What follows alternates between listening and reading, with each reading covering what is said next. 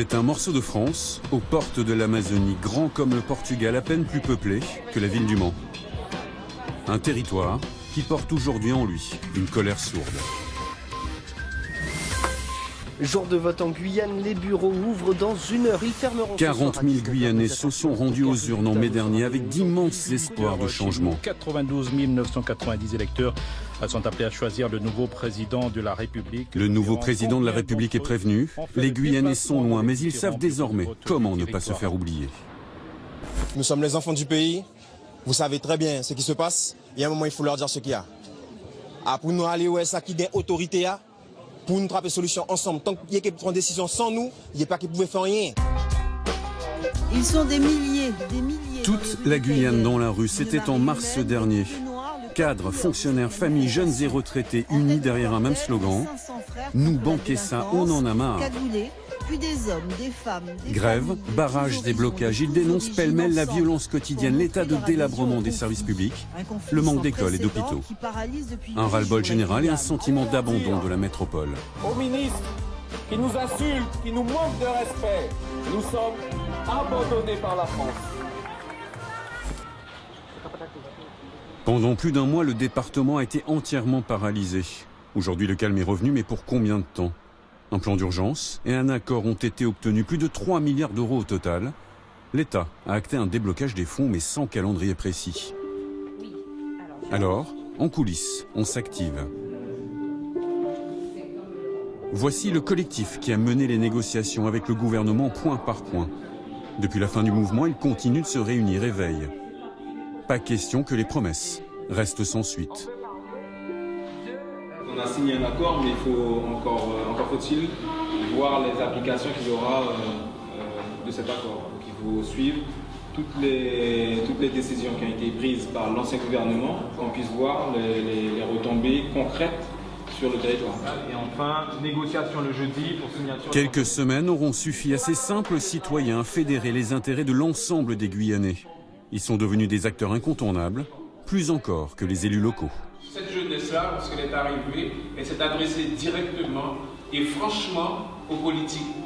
Et la méthode qu'ils ont employée a permis de pouvoir avoir ce qu'on a eu. Et ceux dont les politiques ont essayé pendant plusieurs années, pendant plus de 30 ans.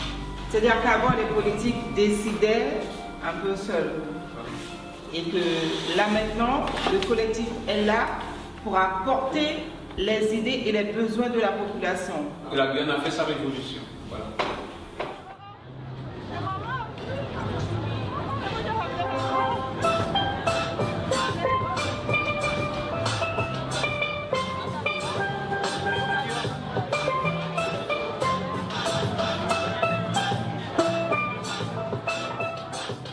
Je pense que ce n'est qu'un début. Je pense que tous les Guyanais sont conscients de ça, je pense. Vous pensez que, à nouveau, la Guyane peut être paralysée, à nouveau, les Guyanais peuvent retrouver leur colère? Tout dépend comment ça va se passer. Parce que nous savons maintenant que le gouvernement est en train de se mettre en place. Forcément, il y aura des répercussions par les Guyanais. Je pense. On est confiant, mais on est en attente. Qu'est-ce que vous voulez voir changer absolument, vous, dans votre quotidien? Le développement de la Guyane, la fusée qui part, il n'y a pas de souci, mais j'estime que tous les retombées concernant justement Soyouz, Ariane, etc. ne sont pas suffisamment pour le peuple guyanais. Je crois qu'aujourd'hui, on n'a pas le choix. Avec le mouvement social qu'on a eu, on ne peut pas revenir en arrière. Alors, il faut que les choses changent et je suis confiant que ça change. Bonsoir et bienvenue. Vous l'aurez compris, Investigation bouscule ses codes pour vous proposer ce soir une émission spéciale consacrée à la Guyane où nous sommes actuellement. Regardez, je suis en plein centre-ville de Cayenne, à 7000 km de Paris, mais dont vous avez forcément entendu parler. Souvenez-vous de ces images qui faisaient la une des médias nationaux, celles de ces hommes tout de noir vêtus avec des cagoules porte-parole du peuple guyanais, mais aussi de ce slogan « Nous banquer ça, on en a marre ». La Guyane, comment a-t-elle pu ainsi s'embraser soudainement avec des milliers de Guyanais dans les rues qui scandaient leur colère? Comment en est-on arrivé là? Pourquoi une telle situation peut-elle se reproduire? C'est ce que nous vous proposons de découvrir avec ce document exceptionnel. Nos équipes ont sillonné le territoire entier à la rencontre de simples acteurs de la société civile, d'élus locaux, de représentants de l'État. Ils nous ont tous ouvert leurs portes pour vous livrer leurs témoignages. Vous allez voir que certaines expériences vont vous surprendre. Leur quotidien va parfois même vous révolter. La Guyane, une terre de contraste, faite d'excellence mais aussi de violence, capable du meilleur comme du pire. Ce soir, Investigation vous conduit en Guyane sur les routes de la colère.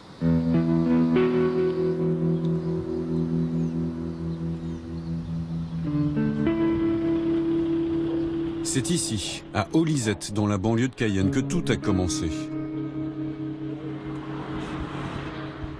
En février dernier, Jocelyn et José sont témoins du meurtre de leur jeune cousin. Il s'appelait Hervé Tambour. Il a été froidement abattu alors qu'on tentait de lui dérober sa chaîne en or.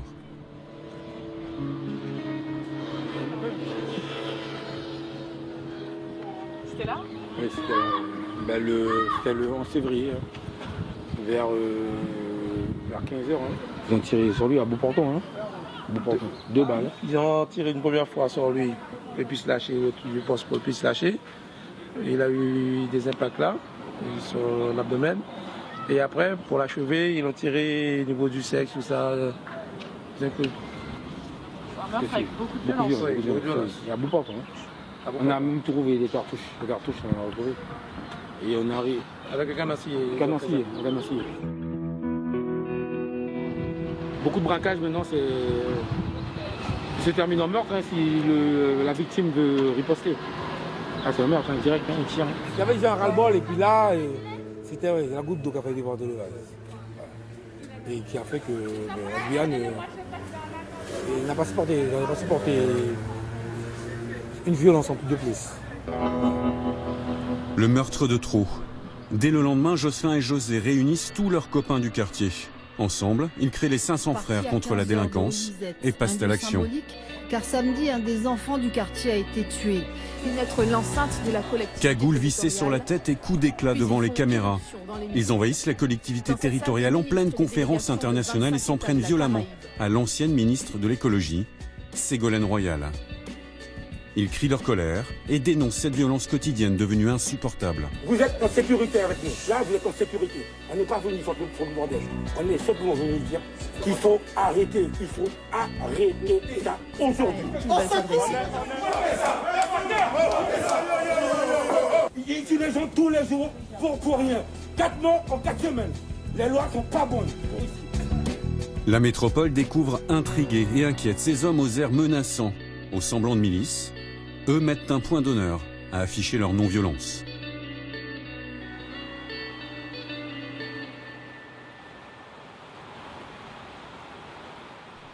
À les écouter, Olizette serait devenu un quartier invivable. Jocelyn, qui fait partie du noyau dur des 500 frères, en est convaincu. Le quartier est une cocotte minute prête à exploser tant l'exaspération est palpable parmi les habitants. La Guyane, c'est une poule aux œufs d'or pour, comment dirais-je, pour tous les autres pays étrangers qui nous entourent. Quoi. Moi, je dis que les bandits qui viennent agresser les gens ici, lorsque quelqu'un il a une chaîne en or, il tire dessus, il agresse, pour moi, c'est un problème qui est facilement réglé ici. Si on veut, il suffit juste de désobéir à la loi française et puis d'agir sur ces gens-là parce que le problème est chez nous, là. De se faire justice soi-même. Voilà, c'est simple. Et c'est ça que vous faites ici? Si moi je le fais, c'est pas quelque chose qu'on dit. Mais pour moi personnellement, c'est œil pour œil, dent pour dent, c'est comme ça. En gros, les malfrats sont super protégés ici. Je ne sais pas si vous êtes au courant. Plus que vous avez l'impression? Pas plus que vous, plus que tous les Guyanais. Les présidents qui sont passés ne se sont pas souciés de ce qui se passe. Ils se sont souciés de d'autres sujets. Mais là, pour l'insécurité, moi je ne vois encore rien. C'est pour ça que je dis que c'est au travail du Guyanais, les gens dans le territoire, à se défendre contre ces gens-là et faire justice. La Guyane est aujourd'hui devenue le département le plus violent de France. Et Olisette en est l'illustration. Il y a 10 fois plus de vols avec armes qu'en métropole. Le quartier est investi par les trafiquants de drogue. À plusieurs reprises, lorsque nous croisons les points de vente, Jocelyn nous demande de baisser notre caméra.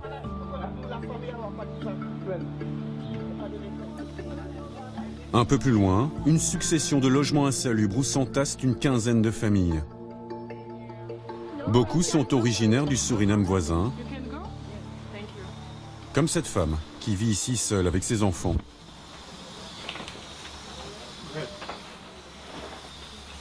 Vous êtes combien à vivre ici? On est 5. Et il n'y a que 2 lits? Oui. Vous n'avez pas l'eau courante? Non, je n'ai pas d'eau, pas de toilette. Ma mère m'a emmenée ici quand j'avais 4 ans. J'ai pu aller un peu à l'école. Depuis, je suis restée à Cayenne, depuis que j'ai 4 ans, jusqu'à aujourd'hui. Et du coup, depuis combien de temps vous êtes ici? Depuis que je suis toute petite. Mon bébé a 2 ans et je faisais des allers-retours avec le Suriname. Mais vous ne parlez pas français? Non, je n'ai pas trouvé de boulot à Cayenne. C'est pas possible. Elle dépend de l'aide alimentaire de la Croix-Rouge. C'est la sécurité sociale qui m'aide. Ils donnent de la nourriture pour mes enfants. Et elle renouvelle régulièrement son titre de séjour. Quant à ses enfants, ils sont nés ici. Ils sont donc français. Au fond de la cour, d'autres familles, d'autres parcours. Et les mêmes complaintes. Ils se disent abandonnés. Sur le territoire, 1/3 des habitants sont de nationalité étrangère, 5 fois plus qu'en métropole. Et puis il y a ceux qui sont nés ici, des Guyanais, enfants d'immigrés.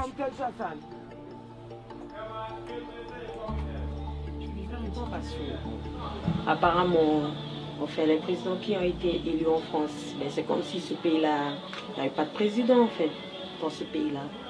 Parce que, enfin, comment dire, tout le monde s'en fout de ce pays, c'est pour ça que les choses se passent comme ça en fait.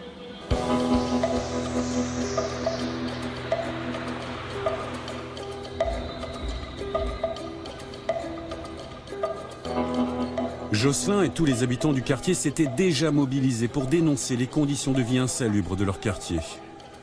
C'était en 2001. Olisette était alors le plus grand bidonville de Cayenne. À l'époque, ils avaient déjà menacé de créer leur propre milice pour remettre de l'ordre. Sous la pression, les habitations sauvages ont été rasées par la mairie. Des logements sociaux ont vu le jour.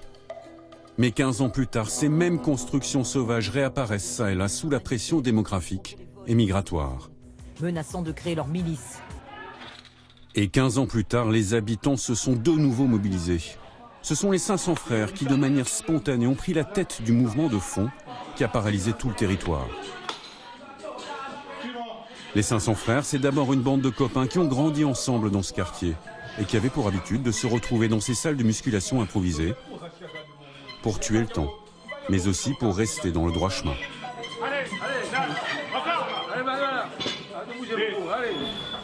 Monsieur, commencez par contre. 10. On a commencé avec des poids en ciment, une barre en ciment. On faisait des petites muscles, après, le fil à aiguille, on a acheté des matériels. Et voici le résultat. Vous disiez que c'était pour donner une motivation, un but aux jeunes du quartier? Oui, le seul truc que je disais, quand ils dépassaient cette porte-là, tous ceux qu'ils ont fait, ça veut dire qu'ils étaient braqueurs, voleurs, tous ceux, ils étaient derrière la porte. Ils rentrent, ils font leur muscu, ils discutent, et après quand ils repartent avec tout. Allez, va. Les copains d'enfance ont grandi, beaucoup ont trouvé un travail. Policiers, gendarmes, vigiles, leur passe-temps est devenu un moyen de se vendre sur le marché. Dès le départ, grâce à la musculation, j'ai pu comprendre que mon corps pouvait me rapporter de l'argent. Donc j'ai commencé par la sécurité, donc avec la sécurité des petits blocs de gauche à droite, ben, j'ai pu acquérir un peu d'argent pour pouvoir justement monter mon entreprise dans le télécom. Et puis voilà, hein. Il y a ceux qui malheureusement préfèrent se retrouver au bord d'un chinois, siroter, boire de l'alcool, fumer, malheureusement tirer.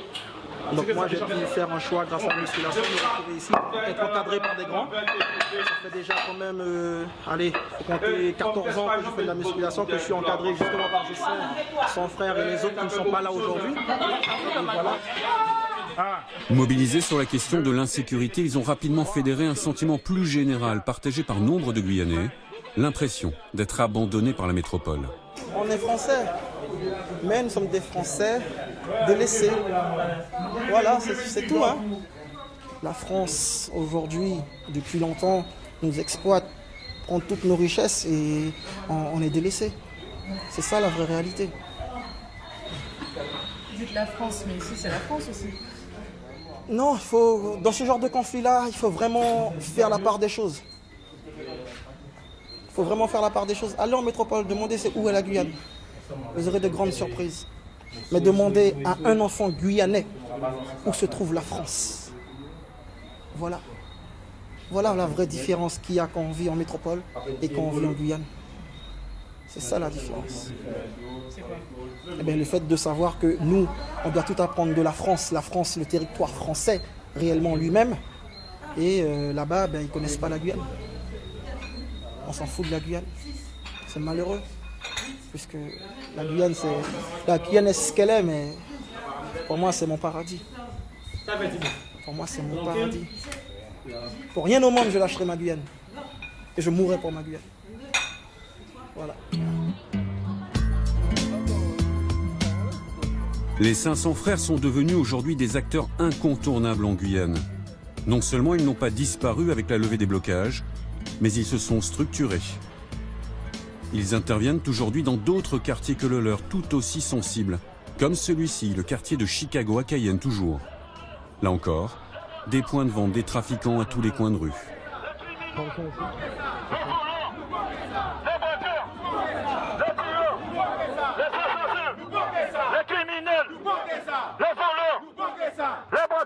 Les 500 frères répondent ce matin-là à l'invitation d'une association de quartier, les Frères de la Crique, pour venir faire de la prévention avec eux auprès des plus jeunes.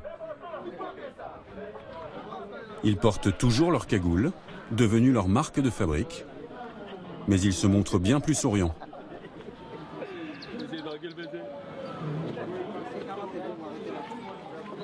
Il y a ce jour-là la figure emblématique du mouvement, Michael Mancé, omniprésent sur toutes les télévisions pendant les grèves.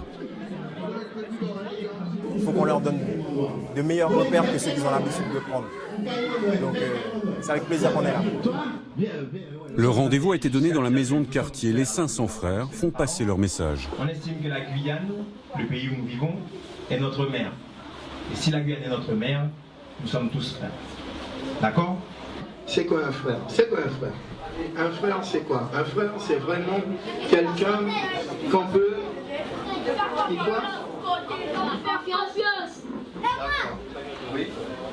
Qui te protège? Bravo.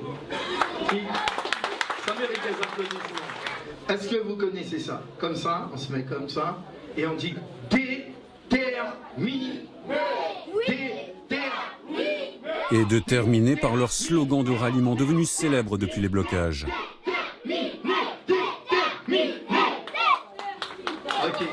Frères modèles, exemple à suivre, ils ont gagné les cœurs. Et aujourd'hui, ils multiplient les actions de ce genre. Surtout, ils ont investi un espace délaissé par les élus locaux qui le reconnaissent d'ailleurs bien volontiers.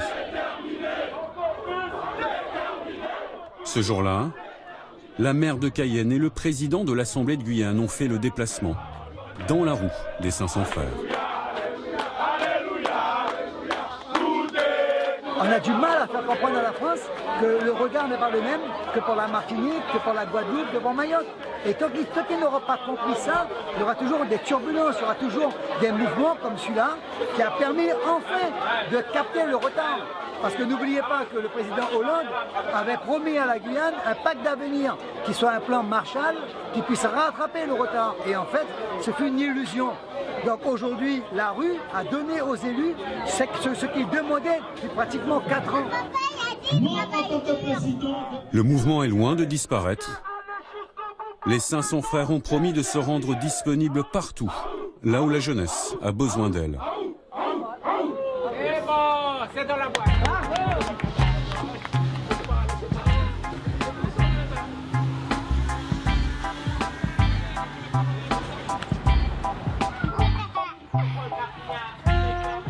Nous retrouvons Michael Mancé. Il était policier en disponibilité pendant le mouvement. Il vient de remettre sa démission pour ne plus être soumis à son devoir de réserve. Rien ne sera plus pareil parce que les gens, on a réveillé un peuple, on a réussi à être ensemble et ça c'est déjà un grand pas en avant. Mais pour eux on est des super-héros. On l'a compris. D'ailleurs, ça n'a pas été bien perçu. Ici, vous étiez des héros, mais de Paris, vous étiez limite des bandits avec des cagoules. C'était très mal perçu, cette image que vous avez donnée. Mais c'est ce qui est embêtant, c'est que on doit toujours se battre 10 fois plus pour faire passer nos messages là-bas que quelqu'un qui est là-bas. Et c'est hallucinant quand même. On arrive à faire des choses formidables et il n'y a que là-bas qu'on nous voit comme des bandits. Mais pourquoi vous avez fait ça? Pourquoi on a fait quoi?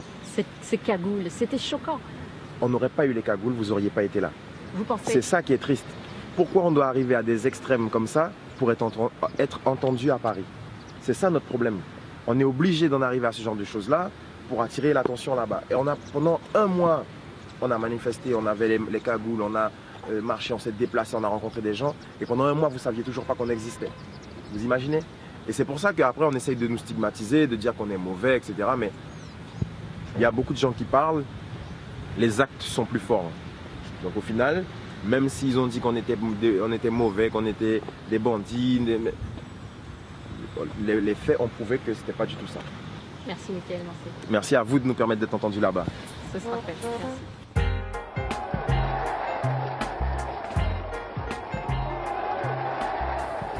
La France, après avoir d'abord beaucoup espéré de la Guyane, s'en était, il faut le reconnaître, non pas désintéressée, mais quelque peu détachée. Cette période est terminée. Ce discours historique, le général de Gaulle l'a prononcé à Cayenne en 1964. C'est l'époque où le centre spatial de Kourou voit le jour. Un fleuron de technologie. Avec d'un côté la base et ses millions d'euros d'investissement, et tout autour les quartiers sécurisés des ingénieurs venus de métropole pour y travailler. Le centre a été pris pour cible en mars dernier par les manifestants qui décident d'en bloquer l'accès pendant plus d'un mois. La tension monte. Kourou, symbole de la fracture d'une Guyane à deux vitesses. Chez nous, crient les manifestants, on lance des fusées alors que tout autour, des quartiers entiers n'ont pas l'électricité. À se rendre au siège.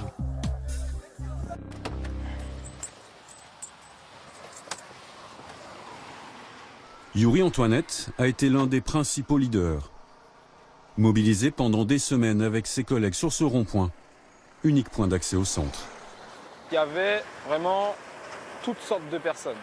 On a vu une Guyane qui, à un moment donné, a compris que l'unité faisait la force. Et je pense que si jamais le gouvernement actuel n'entend pas nos revendications et entend oublier ou supprimer ces accords, alors la population guyanaise, comme le 28 mars, je pense, se relèvera et saura faire entendre raison au gouvernement actuel. Le centre spatial représente aujourd'hui 15% du PIB de toute la Guyane. Mais le décalage est énorme avec le reste de la ville de Kourou. Selon Yuri, l'infrastructure est défaillante. Aujourd'hui, on a un vrai contraste et un vrai retard de développement, non seulement à Kourou, mais aussi dans les autres communes, par rapport à ce que l'on voit au centre spatial. Et je pense que ces sérieux manques-là ont été trop longtemps mis de côté. On parle de 50 ans de retard. Mais c'est à peu près le constat qu'on fait quand on voit la différence entre l'économie d'ici et l'économie de la métropole, l'éducation d'ici et l'éducation de la métropole, et qu'on compare en fait domaine par domaine la Guyane et la métropole. Il y a un retard, un gap trop important. Au centre spatial, les lancements de fusées ont repris. Le personnel tente de rattraper le retard accumulé par des semaines de blocage. La direction n'a pas encore communiqué de chiffres officiels, mais les pertes s'élèveraient à plusieurs dizaines de millions d'euros.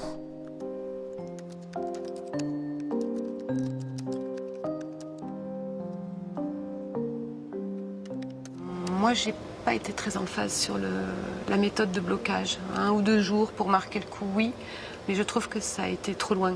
Ça, c'est mon opinion personnelle. Hein. Et je vois pas en quoi bloquer la locomotive, ça peut faire avancer le reste plus rapidement. Donc, c'est quand même l'activité spatiale, c'est quasiment 9000 emplois directs et indirects. Et ça tire quand même Kourou et la Guyane vers le haut. Et donc bloquer les activités 5 semaines, pour moi ça a été difficile à accepter. Depuis, les ingénieurs se sont remis au travail. Danick Viator est responsable des transmissions vidéo pour chaque lancement. Un rôle clé, il gère des dizaines de caméras ultra haute définition. Lui et ses équipes sont les yeux de la base. On a beaucoup même de pression, puisqu'on se retrouve devant le mur d'image avec la fusée en grand et puis tous les opérateurs qui sont ici en salle, sans compter le public qui se trouve derrière la salle Jupiter 2 qui nous observe. Donc oui, il y a beaucoup de stress et on sent un poids sur soi, mais bon, après on est là pour ça et on a été formé pour ça, donc tout se passe bien. Originaire de Guyane, Danick a dû aller suivre des études supérieures en métropole, car le département ne compte aucune école d'ingénieurs. Il a eu de la chance et il en est conscient. La plupart des ingénieurs du centre spatial sont des métropolitains. À partir du moment où on a fait des études techniques, c'est vrai que le CSG, c'est très attractif et y rentrer, c'est un accomplissement, c'est vrai. Et du coup, aujourd'hui, pour vous, c'est mission réussie. Oui, on va dire ça, oui, c'est une mission réussie, mais ça n'a pas toujours été facile, mais c'est vrai que oui, c'est une fierté de travailler au CSG et puis de participer à l'aventure du spatial. L'espace, c'est ce qui fait rêver la majorité des jeunes étudiants du seul IUT de Kourou. C'est ici que Danick a étudié avant de devoir aller en métropole pour espérer aller plus loin. Devant ces étudiants de première année de réseau et communication, ceux qui ont le plus de probabilités d'être recrutés par le centre spatial, ils préfèrent jouer la carte de l'honnêteté quant à leur chance.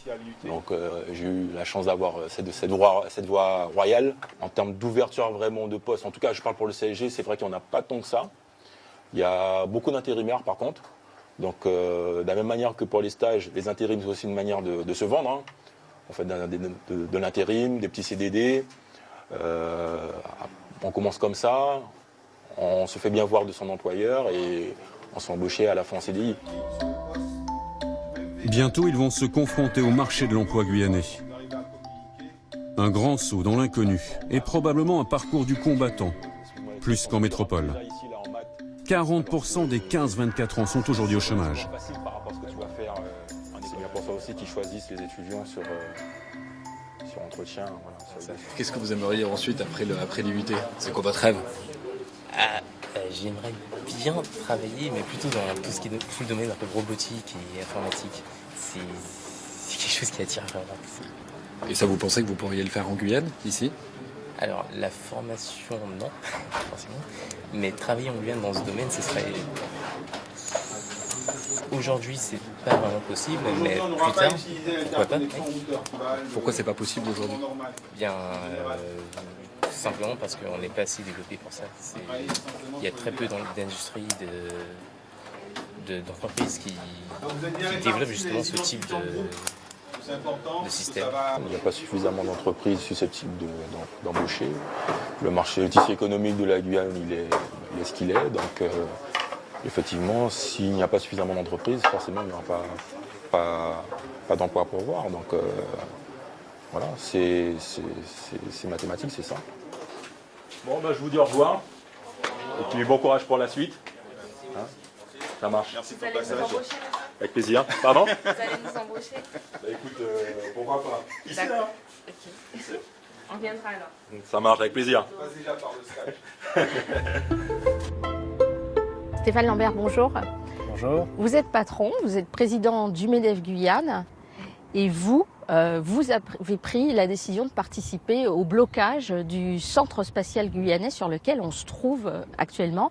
C'est quand même invraisemblable, un patron qui dit on bloque tout. Notre but était surtout pas de bloquer, on a même été les premiers à appeler à lever les barrages. Mais par contre, on était effectivement dans une démarche, c'est certain, pour faire avancer les choses. Parce qu'en Guyane, il y a trop de choses qui ne fonctionnent pas. C'était nécessaire pour faire avancer c'est nécessaire, on l'avait déjà fait il y a presque 2 ans. Effectivement, contre socio-professionnel, là ça a pris d'autres ampleurs. Mais oui, c'était nécessaire, parce qu'il y a trop de clignotants qui sont au rouge, il y a trop de conditions qui ne sont pas encore là pour pouvoir se développer. Il y a un constat qu'on fait qui est évident, c'est qu'il n'y a pas de zone industrielle en Guyane. Il y a peu de zones industrielles, effectivement, il y a peu d'industrie, il y a peu d'économie en Guyane. Mais pourquoi? Parce qu'on a toujours eu de retard. La Guyane s'est développée au niveau démographique vite, pour pas dire trop vite, 3% par an. L'économie n'a jamais suivi. On n'a jamais été une terre d'économie à la base. On n'a jamais été structuré pour ça. On n'a jamais eu des infrastructures. Pas de route, pas de développement. On a à peine l'énergie, on a à peine les routes, on a à peine les formations. Et on n'a pas les moyens financiers de le faire. Et on n'a pas la démarche volontariste pour faire ça. Ça vous choque qu'aujourd'hui, le tissu économique guyanais soit de la dépense publique, soit le CSG? Alors, ce qui choque, c'est qu'il n'y ait pas autre chose. Qu'on ait le CSG, oui.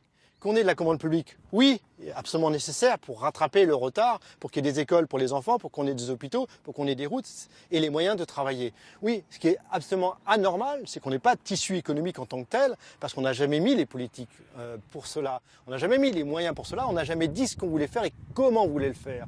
Or, on a des moyens à les chercher. Autre question, on est là pour se dire les choses. Les jeunes, il y en a des jeunes diplômés en Guyane. Oui, il y en a des brillants Alors en plus. pourquoi ils ne sont pas sur le terrain? Pourquoi ils n'ont pas de travail? Le chômage en Guyane, c'est 22% contre 9% au niveau national. On monte à 45% dès qu'il s'agit des jeunes. Pourquoi les jeunes n'ont pas de travail en Guyane? Parce qu'il n'y a déjà pas de travail pour les gens qui sont expérimentés, donc il y en a encore moins pour ceux qui débutent, ça c'est clair. Et puis c'est vrai qu'on a toujours tendance à faire plus confiance à ceux qui sont dans la fleur de l'âge, de 30 à 45 ans. Après, les plus âgés ont du mal, mais en Guyane, il n'y en a pas beaucoup. Par contre, des jeunes, il y en a énormément. Il faut une démarche globale de formation, de savoir où on va, de faire venir les investisseurs. Et là, oui, je pourrais répondre, on fera la même interview dans 10 ou 15 ans, et là, j'espère qu'on pourra dire, mais la Guyane est un Eldorado et la région française la plus riche de France. Ça, alors, on prend l'engagement. On prend l'engagement. Merci Stéphane Lambert, merci beaucoup. Après l'emploi, l'autre chantier, l'éducation. Nous sommes à Saint-Laurent-du-Maroni. Le fleuve sépare la France du Suriname de l'autre côté de la rive. La pression migratoire est forte et la population jeune, très jeune, 40% au moins de 20 ans. La question scolaire a été au cœur de la mobilisation. La région manque d'à peu près tout, des établissements, des professeurs et des moyens. Voici le collège Paul-Jean-Louis, le plus grand de la ville, 1200 élèves pour 800 places seulement. Aujourd'hui, c'est jour de brevet blanc. Pressez-vous, vous êtes en retard, ça a sonné. Vous attendez là? L'établissement a été fermé plus d'1 mois pendant la grève générale. Alors son principal, Didier Adnet, met les bouchées doubles pour rattraper le retard sur les programmes. Vous êtes en retard là, hein? Vous êtes avec qui là? Vous êtes avec qui? Oui, mais dans quelle salle, vous savez où c'est? D'accord. D'ici 5-10 minutes, quand ça va sonner, tout le monde sera à son poste, quoi. Malgré tous les efforts du personnel enseignant, les taux de réussite ici au brevet, mais surtout au baccalauréat, sont bien inférieurs à la métropole. Il y a un grand décalage entre ce qui est enseigné, mais pas seulement en termes de connaissances, mais de valeurs et tout, et ce que les enfants vivent à côté. Comme quoi, par exemple? Eh ben, comme la langue déjà. La langue française, c'est une langue seconde, et les enfants parlant français ici, on leur apprend le français, et dès l'extérieur, prennent leur langue natale en famille. Je vais chercher une chaise, s'il te plaît. Stéphane Pavé, lui, est professeur d'histoire géo pour les classes en difficulté. C'est le pilier de l'équipe pédagogique. C'est aussi un représentant syndical qui a martelé haut et fort son message pendant les manifestations. Il manque selon lui 500 salles de classe pour correctement scolariser les enfants guyanais. On le sait très bien en Guyane qu'il y a beaucoup de jeunes qui quittent l'école à partir de l'âge de 16 ans et qui n'ont pas de diplôme. qui se retrouvent, voilà, s'ils n'ont pas de diplôme, bien, ils vont être dans la rue, et s'ils vont dans la rue, bien sûr, et ça va déboucher sur de l'insécurité. Et si, pour mémoire, pour vous rappeler, c'est qu'au début du mouvement, on est parti sur de l'insécurité et sur des homicides. Là, ça a déjà brûlé 2-3 fois ici. Là, il y a Madame Perlet qui est là. Après, vous avez... Il y a des élèves qui sont rentrés, le collège il est assez accessible, il est assez ouvert, donc le collège, il y a des élèves qui rentrent, et puis il y en a qui font parfois des petites bêtises, quoi. On a eu aussi un départ d'incendie dans une classe cette année, où ils ont regroupé des livres, ils ont fait un petit autodafé avec des livres d'histoire, ça n'était pas fermé. Là, c'est le CDI, mais si, il est ouvert. Vous voyez, vous pouvez rentrer. Allez-y, venez. D'accord. Les livres ici datent d'il y a plus de 15 ans. Les fenêtres cassées sont réparées à la va-vite.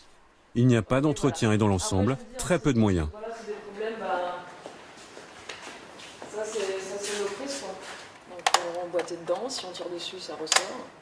La clim, il m'a fallu 2 ans pour l'avoir. Là, la fenêtre, ça fait 1 an que c'est comme ça. Donc c'est plus des trucs comme ça qui sont fatigants en fait, parce qu'il faut tout le temps relancer, tout le temps faire des nouveaux dossiers. Et c'est vrai qu'au bout d'un moment, on en a un peu marre, donc on lâche un peu l'affaire. Et voilà. Et puis après, on a aussi pas mal de problèmes, c'est que je pense qu'on manque de budget par rapport à la métropole, clairement. Enfin, moi, au niveau du CDI, je travaille pas du tout comme des documentalistes travaillent en métropole, quoi. En métropole, ça va être beaucoup plus sur le numérique, sur les ordinateurs. Moi, je peux pas. Mes ordinateurs, ils sont pas du tout puissants, ils fonctionnent pas bien. C'est des choses je pense qu'ils ont déjà plus de 15 ans. Pour tout, de toute façon, tout ce qui est bouquin et tout, on a beaucoup moins de budget. Je dois avoir 3 000 € de budget pour l'année. Pour 1200 élèves, c'est rien, quoi. Clairement, on fait pas le même travail.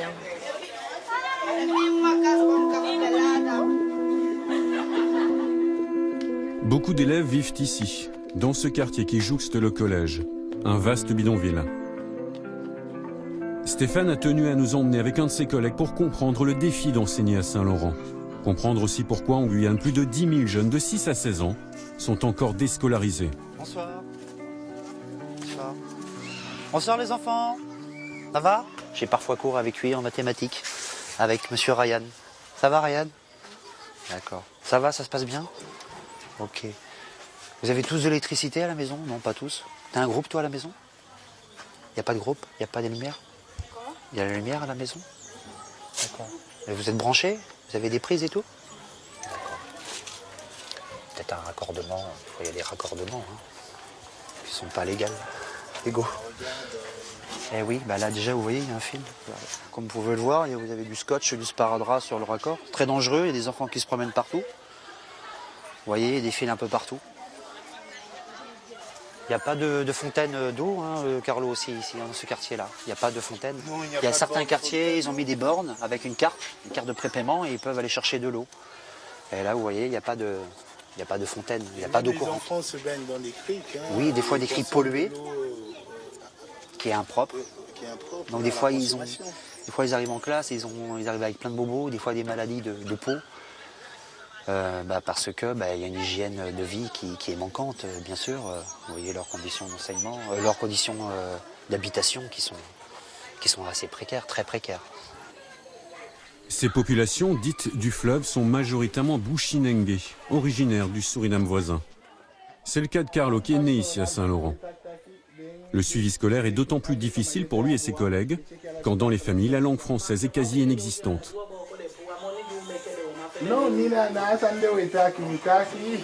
Qu'est-ce qu'elle en dit la maman sur le travail qui est fait à l'école quand les enfants y reviennent? Je trouve que c'est une bonne chose. Vous pouvez leur demander.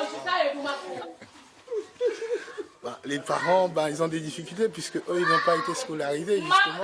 Donc quand les enfants arrivent avec des devoirs, soit l'enfant a compris quelque chose à l'école, donc il reproduit ce qu'il a compris, soit il n'a rien compris, il repart avec ses devoirs et puis on voit par la suite.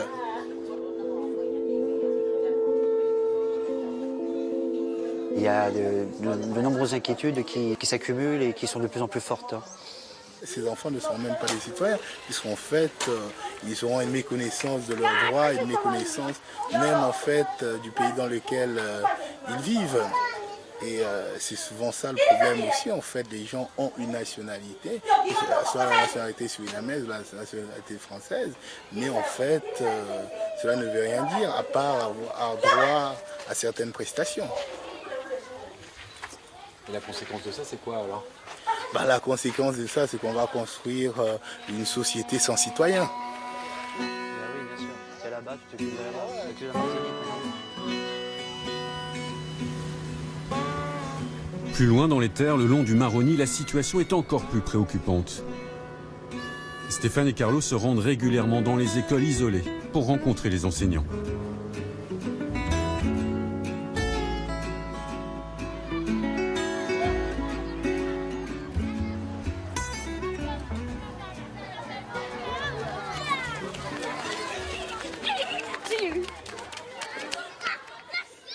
Voici l'école primaire de Grand Santi, qui devra se passer encore une fois de la sonnerie du matin.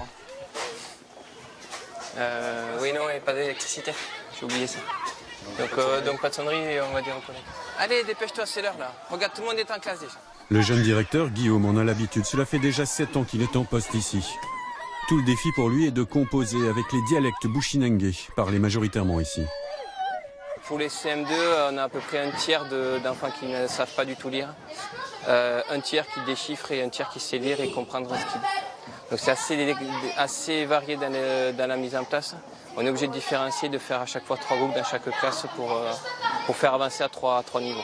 Ça veut dire qu'il y a quand même un énorme décalage entre le niveau en métropole et ici en Guyane. Ah oui, complètement, oui. On suit les programmes, mais pas forcément avec le niveau adapté. On prend les compétences en fonction de ce que connaissent les enfants. On ne peut pas prendre de la conjugaison et analyser une phrase si l'enfant ne sait pas lire. Autre défi, attirer de jeunes enseignants dans ces régions reculées. Beaucoup jettent l'éponge. Jérôme, lui, est l'exception qui confirme la règle, professeur depuis 17 ans en Guyane, alors que la plupart de ses collègues ne restent en moyenne que 2 ou 3 ans. C'est vrai qu'il y a un turnover professionnel énorme et avec beaucoup d'absences aussi. Donc c'est vrai que c'est compliqué pour les enfants d'avoir un suivi. Il y a même des années où on ne trouve pas d'enseignants pour prendre des classes. Donc ça c'est très compliqué. C'est vrai que on le constate tout de suite quand il y a des équipes qui restent sur place pendant un certain nombre d'années. On constate que le niveau des élèves s'accroît mais d'une façon très visible. Alors que voilà, quand les profs ne sont pas contents d'être là et qu'ils changent tous les ans en espérant vite la fin de l'année, ça reste très difficile pour les élèves. Et là, justement, les élèves sont souvent en échec dans ces cas-là. Et des professeurs mécontents, il y en a régulièrement à Grand Santi, surpris par les conditions de travail. Gladys est arrivée de Guadeloupe il y a 2 mois tout juste. Quand je suis arrivée, effectivement, c'est vrai que c'est différent. Il manque beaucoup de choses pour les gens d'ici. Il n'y a pas de sécu, la poste est trop petite. Aïe, aïe, aïe, aïe, aïe, aïe, non, non. Si on n'a pas de compte à la poste, on ne peut pas rentrer d'argent. J'ai appris dernièrement qu'on ne peut même pas envoyer de courrier. Donc, c'est vraiment, c'est quand même fort, je trouve. La connexion Internet, elle est catastrophique. Il n'y en a pas du tout. Donc, il y a pas mal de choses à voir, en fait. Donc, je trouve que les communes du fleuve sont délaissées par les gouvernements, par les élus de la Guyane, puisque quand même, il y a quand même des vies ici, il y a des êtres humains, donc c'est dommage quand même que les communes soient assez délaissées. Les accords de Guyane ont acté un plan d'aide de 250 millions d'euros sur les 5 prochaines années. Reste à savoir si cela va suffire, tant la pression démographique et migratoire est forte dans la région. Il n'y a qu'un seul hôpital, celui de Saint-Laurent-du-Maroni, qui déjà est au bord de l'implosion. Dans la cour, des algécos temporaires qui ont fini par devenir permanents. L'afflux d'immigrés du Suriname voisin entraîne une saturation des services d'urgence. On manque de lits et de médecins spécialistes. Il faut absolument qu'il soit vu en coro, mais il n'y a pas de place. Il n'y a pas de place ni à Il n'y a pas de place à l'UH. Il n'y a pas de place à l'UH, et il n'y a pas de place en cardio à Cayenne, et il n'y a pas de place en médecine. Il y aura de la place à 2 heures pour l'UH. C'est la priorité, non? Vous avez des patients plus urgents? Non, moi non. Vous êtes souvent confronté justement au manque de place ici avec les patients? Oui, c'est à peu près tous les jours en fait. Moi là, je viens d'arriver il y a 2 semaines à Saint-Laurent. Et c'est tout le temps l'horreur, quoi. On ne sait jamais où les mettre. Le tableau, depuis que je suis arrivée, il est tout le temps plein comme ça. Et voilà, on ne sait pas quoi faire des patients. Dès qu'on doit avoir un cardiologue, par exemple, là on a un cardiologue, de ce que j'ai compris, 1 semaine par mois. Donc si c'est les 3 semaines où il n'y a pas de cardiologue, bah, on faxe les ECG. Et puis après, s'ils ont de la place et que les patients ont des papiers, on peut les envoyer en ambulance sur Cayenne.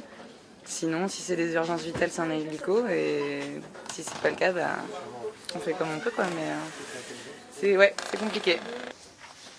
Alors, Voici le chef des urgences, le docteur Keza. madame, vous allez attendre dehors. Il dirige le service depuis 8 Vous ans. allez attendre dehors et on va le faire la ponction, on vous fera rentrer après. Hors de question que je me fasse piquer. Le patient est un orpailleur brésilien, il n'a pas de papier et ne parle pas français. Je ne veux pas, je ne veux pas. Presque la routine pour les urgentistes, qui en voient défiler tous les jours. Por favor, pai, senta aqui. Sim, moço. sim. É pro senhor ficar bom, Sim. moço. Você fique quieto, não Não, faça nenhum movimento. Não quero essa questão. É uma Ok. Laisse-le, C'est compliqué d'arriver à communiquer avec son patient, non? L'interrogatoire, c'est 50% du diagnostic. Pour faire un diagnostic, il faut parler. Et quand on n'arrive pas à les interroger, on est un peu comme des vétérinaires. Donc, c'est pas notre point fort.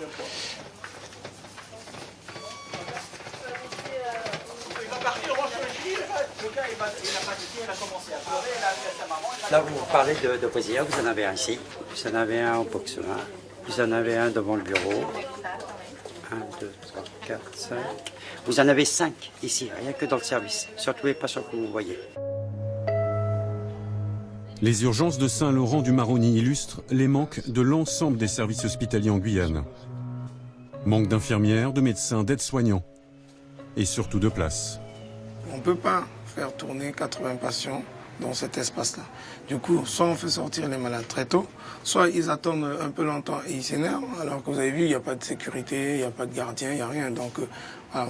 Donc ceux qui se sentent mal à l'aise, il y a beaucoup de gens qui viennent et disent « Ouais, pour qu'on soigne que les Brésiliens et pas nous les Français qui payons ». Moi, je ne suis pas là pour ça et nous, les médecins, on n'est pas là pour ça. Donc ce mouvement était très bienvenu.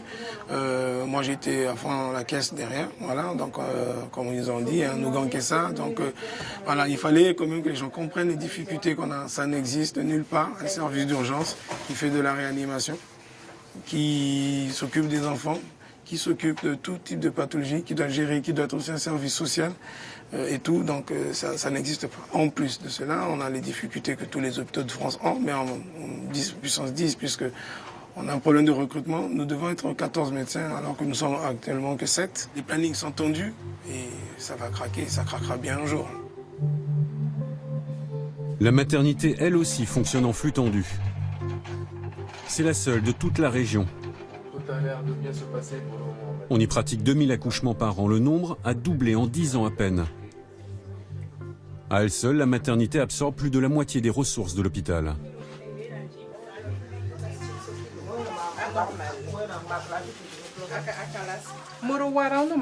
70% des accouchements concernent des ressortissants étrangers. Je savais pas que vous parliez aussi bien sur la tango. Oui, mais depuis petit, du coup, ça va. C'est le créole qui est plus compliqué pour moi. Ici, il faut que tout le monde puisse parler les deux langues. Le Sranan Tango pour le Bushinagé, il y a aussi le créole pour les créoles et haïtiens. Il y a aussi l'espagnol pour les gens qui viennent de Saint-Domingue, d'Amérique du Sud. Le brésilien, alors brésilien c'est déjà plus compliqué, mais on ne peut pas parler tout, mais enfin on essaie de se débrouiller. Voilà, on a des traducteurs. On a des traducteurs pour les différents pays, on a des médiateurs culturels qui nous rendent service aussi. Mais ça complique un peu les choses. Et puis anglais aussi, parce qu'il y a des gens qui viennent du Guyana aussi, qui sont anglophones. Donc, Vous voyez passer tout le continent en fait. oui, oui. Toute l'Amérique du Sud et les Antilles. Le service des prématurés déborde. Des mères du Suriname, du Brésil, des Caraïbes viennent accoucher pour que leur enfant obtienne la nationalité française. Résultat, la natalité explose. La population guyanaise pourrait doubler dans les 30 ans qui viennent. Et rien n'est prévu pour y faire face. Et là, on travaille ? Pas de contraction enregistrée au monito. Le collier à 50 mm. De façon générale, l'administration française n'arrive pas à s'adapter à la vitesse de la démographie guyanaise, alors qu'il faudrait anticiper. Au contraire, on court après les événements, on court après la démographie, on court après les complications, on court après les problèmes de transport, d'éducation, de justice, etc. etc. C'est ça qui fait que la situation est devenue de plus en plus difficile parce qu'il y a des niveaux de seuil, si vous voulez, à un certain seuil de population, les problèmes s'aggravent et donc ça devient intolérable pour beaucoup de gens.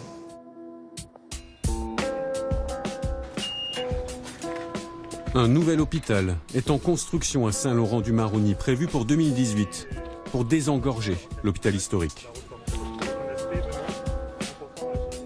Il y a une phrase qui revient tout le temps, c'est qu'aucun métropolitain n'accepterait d'être soigné ici dans de telles conditions. Comment est-ce qu'on peut encore accepter aujourd'hui, à notre époque, une telle situation? Mais on ne l'accepte pas, c'est pour ça qu'on construit cet hôpital. Il faut savoir que, certes, aucun métropolitain n'accepterait d'être reçu dans ces conditions, mais il faut voir aussi l'histoire de la ville de Saint-Laurent, l'histoire du CHOG. Saint-Laurent est une ville qui a poussé comme un champignon dans un temps extrêmement court, et effectivement, les institutions et toutes les infrastructures n'ont pas pu suivre. Et l'hôpital est à l'image de la ville. C'est un hôpital qui a connu un boom énorme et qui n'a pas eu le temps de se constituer, de se constituer comme un hôpital métropolitain. On est confiant, sachant que d'ores et déjà, on sait qu'à l'ouverture, les services sont déjà pleins. Ah bon? Pour quelle raison? Mais parce qu'on est déjà en suractivité, nous, sur l'hôpital actuel. Par exemple, en néonatologie qui accueille les bébés, on a 9 lits, on est en moyenne à 20 bébés sur les 9 lits. Donc, et c'est une information dont Paris a conscience?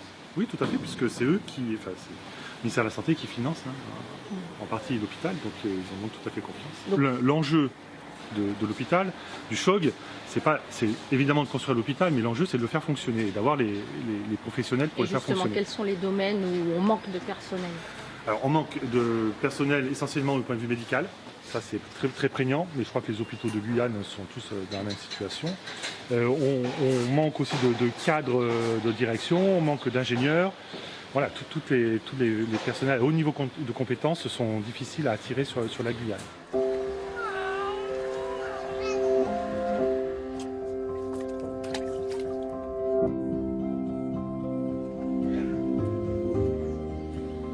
À Saint-Laurent-du-Maroni, les étrangers viennent chercher une meilleure offre de soins. Ici, on compte beaucoup de Surinamiens, puisque le Suriname est tout proche, mais il y a aussi des Dominicains, des Brésiliens et des Haïtiens.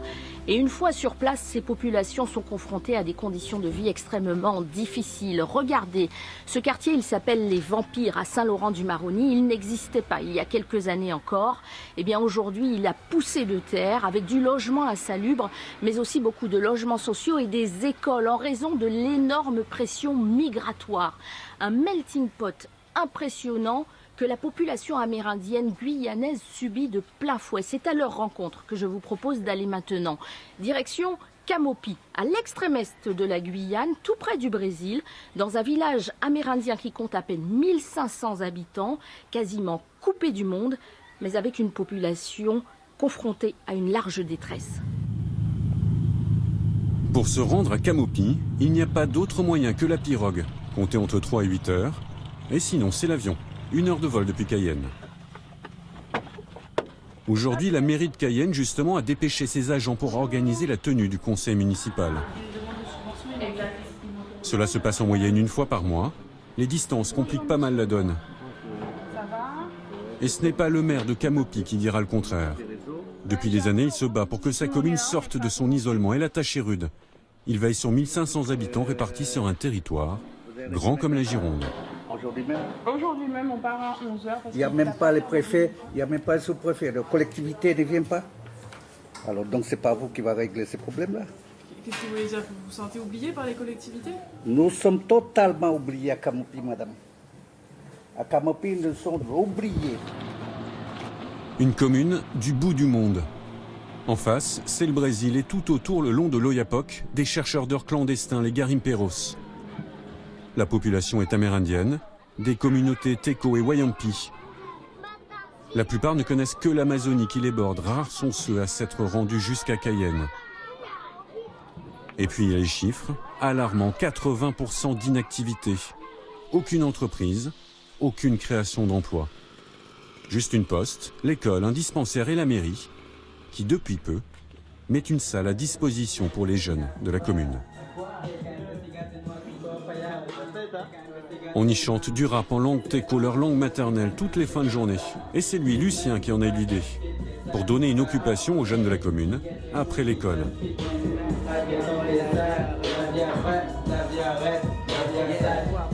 Il faut qu'on trouve des trucs, des activités, parce que si on les laisse comme ça, il peut y avoir des guerres civiles, quoi.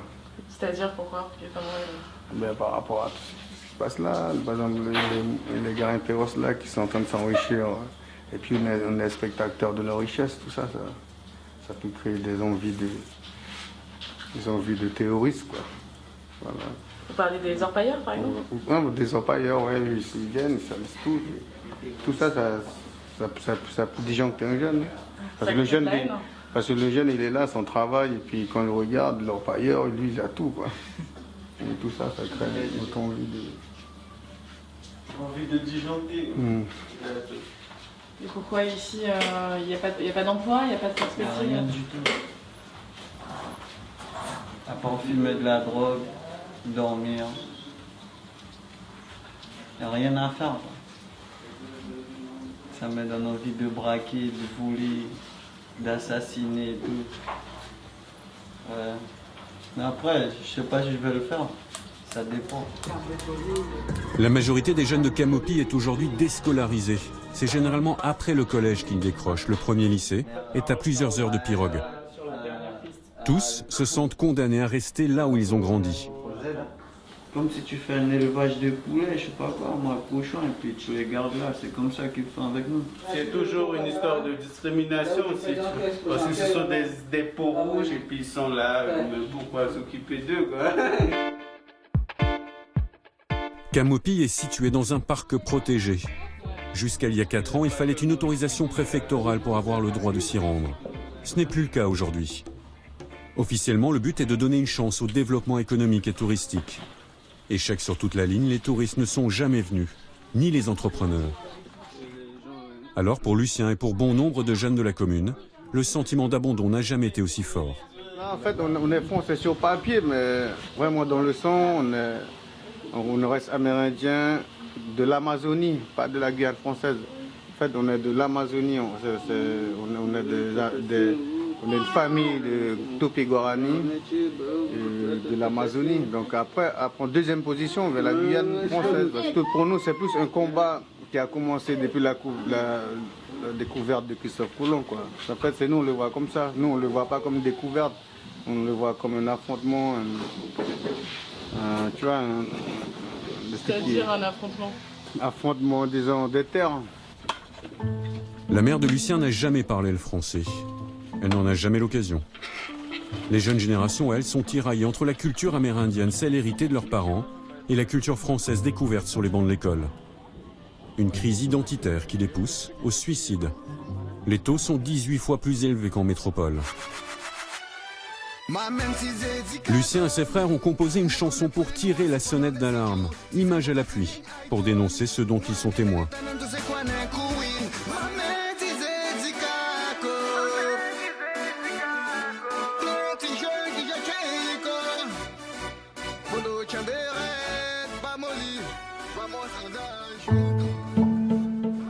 Il y a 2 ans, un rapport sénatorial parlait d'une épidémie silencieuse. Au petit matin, le petit frère de Lucien nous apprend le suicide d'un de ses amis. Encore un. La nouvelle vient de tomber. C'est le 3e suicide dans la même famille. Les suicides sont vite faits. Se passe vite à l'acte. Et pourquoi? Tu sais pourquoi? De là, on se demande peut-être que c'est le fait que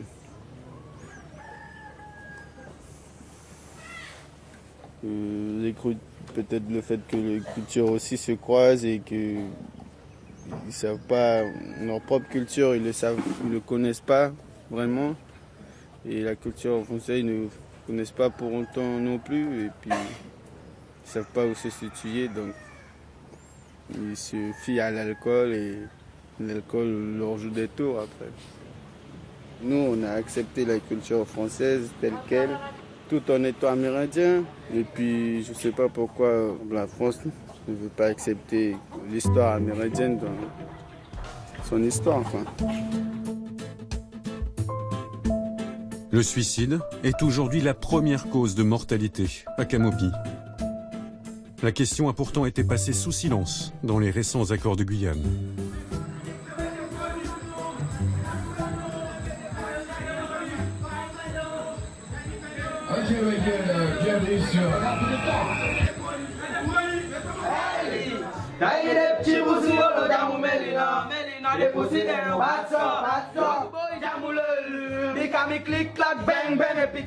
Une épidémie silencieuse, celle du suicide des jeunes Amérindiens. Et si les causes diffèrent, vous allez voir que c'est l'ensemble de la jeunesse guyanaise qui souffre d'un mal-être.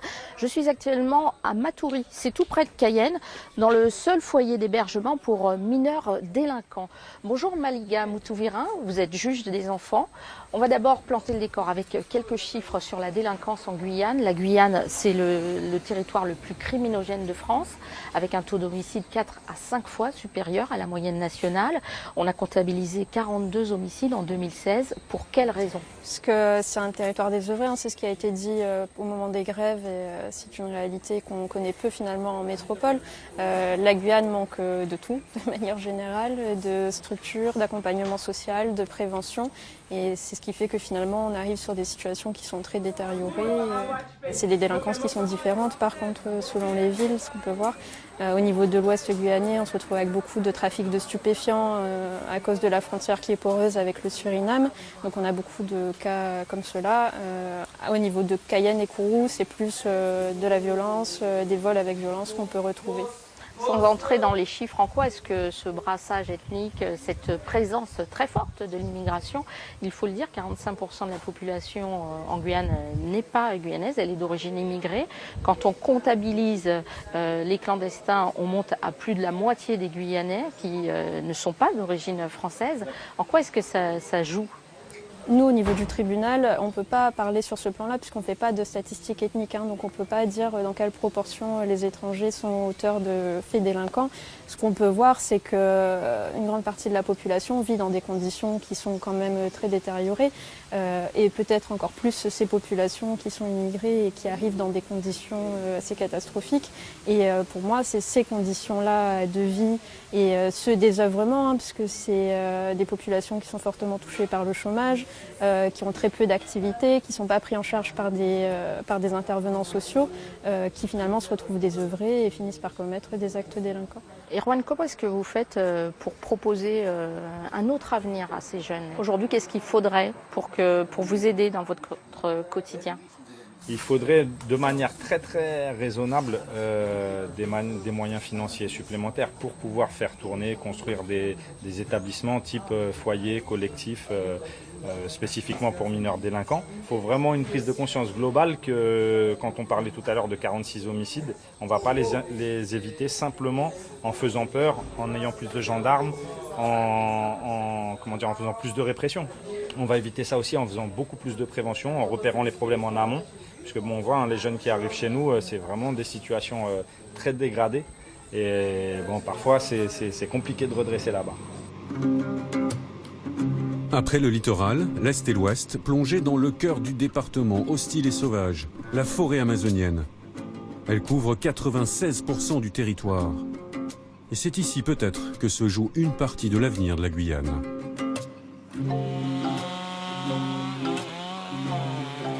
La filière du bois concerne plus de 200 entreprises spécialisées.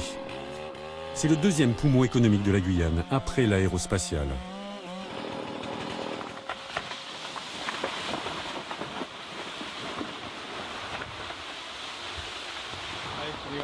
On y va. Il était pas loin. On a bien fait de pas trop s'avancer quand même. Arrivé il y a 20 ans de métropole, Grégory Nicolet est l'un des plus grands exploitants de bois de la région. On voit son numéro là, c'est l'ONF qui l'a mis. C'est la plaque d'identité du bois. Ça le géolocalise, ça dit l'essence, ça dit qu'on a le droit de le couper ou non, si c'est une réserve ou pas une réserve. Mais en plus, si c'était une réserve, il aurait une peinture bleue dessus pour doubler les chances de ne pas le couper. Et surtout, et si on va plus loin dans la base de données, on connaît aussi son diamètre estimatif et sa longueur. Qu'est-ce qu'on a le droit de couper et pas de couper en fait? Il y a des bois qui sont protégés? Ouais, on a des bois qui sont protégés. Par exemple, pour avoir un jeune angélique, on estime que c'est un semencier, que c'est lui qui va donner d'autres graines. Donc celui-là, on va le laisser. Ça, c'est l'ONF, c'est le gestionnaire qui le détermine. En moyenne, seuls 5 arbres par hectare peuvent être prélevés en Guyane. bien moins qu'au Suriname et au Brésil voisin, soumis quant à eux à moins de contraintes environnementales.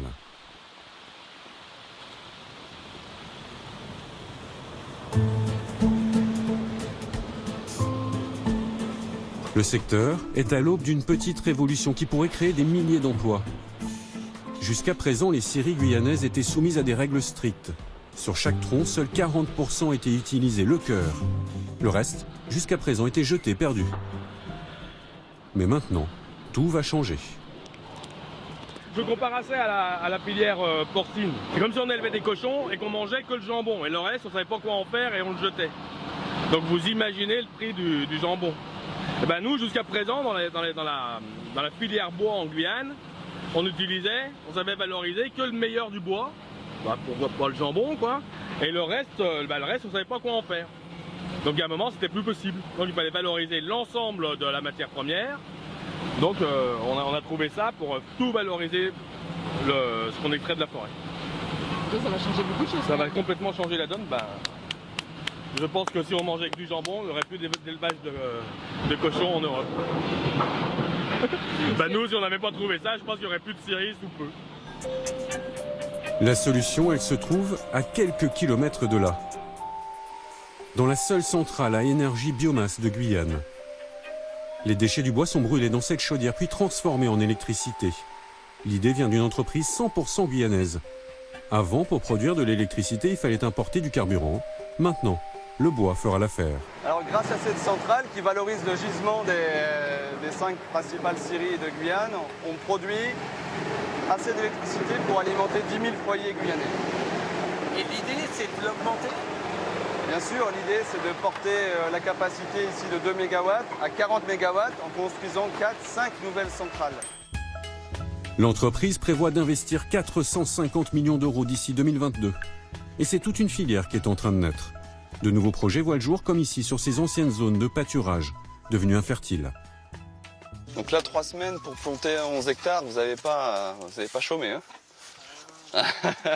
On mange bien en Guyane. Cette start-up agricole a eu l'idée de faire pousser des arbres d'un genre très particulier. Le fruit d'années de recherche, pour qu'ils soient ensuite coupés et transformés en énergie.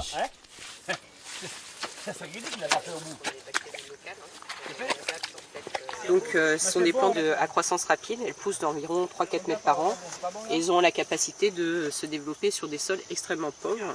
Et donc ces plantes-là permettent en fait de redonner une vie à ce sol, c'est recréer une biodiversité qui avait disparu. Aujourd'hui, il y a plusieurs milliers d'hectares en Guyane qui sont impropres à la culture, qui sont des sols jugés non fertiles, qu'on peut refertiliser et faire coup double. Donc valoriser des plantes à des fins énergétiques et favoriser l'installation d'agriculteurs sur le territoire.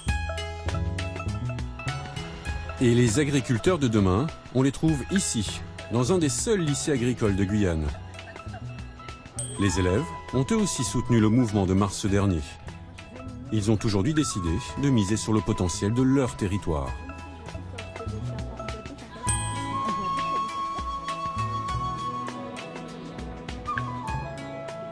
C'est un mouvement nécessaire en fait pour faire avancer la Guyane. Ça fait trop longtemps que les problèmes nous traînaient. Et là, je pense que franchement, ça a été un mouvement, ça a permis de réveiller en fait les consciences. Et j'espère en fait qu'avec cette grève-là, ça permettra vraiment de faire avancer les choses. Moi, je compte me convertir en professeur pour commencer et puis en agriculteur aussi. Tout ça pour développer le côté éducatif de notre Guyane et aussi le côté source naturelle qui se cache tant depuis des années ici. C'était nécessaire alors, hein, la grève? C'était nécessaire, ça m'a réveillé un peu la conscience. Au regard de ton expérience entre la Guadeloupe et la Guyane, quel avenir tu perçois toi pour cette collectivité? J'espère vraiment que des aides pourront être données aux agriculteurs, qui pourront être plus soutenus dans leurs projets et que l'agriculture puisse être mieux valorisée en fait. Ici, on a l'impression que tout reste à faire. Bien, en fait, oui, il y a vraiment un énorme potentiel. C'est ce que j'ai remarqué en arrivant ici. Il y a vraiment un énorme potentiel, mais il faut vraiment qu'on donne un petit coup de main, en fait, un petit coup de pouce, parce que vraiment, il reste encore beaucoup de choses à faire, de belles choses à faire. Merci beaucoup Aurélie. Merci à vous. Merci Rodman. Merci. Merci à vous. C'est la fin de cette émission, ce numéro spécial Investigation Guyane sur les routes de la colère, un document exceptionnel réalisé ici, à travers tout le territoire. Très belle fin de soirée sur France O.